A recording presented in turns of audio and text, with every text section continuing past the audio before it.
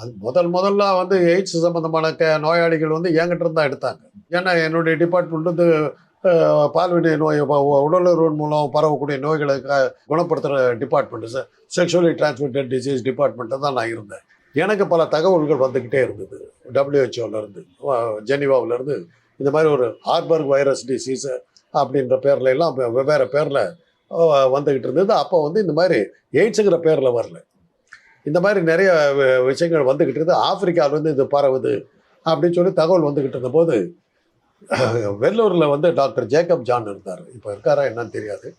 அவர் வந்து ஒரு தகவல் எனக்கு அனுப்பிச்சார். இந்த மாதிரி எனக்கு வந்து அந்த பரிசோதிக்கிற அந்த கிட்டு, எலைசா கிட்டுன்னு பேர் இருக்குது.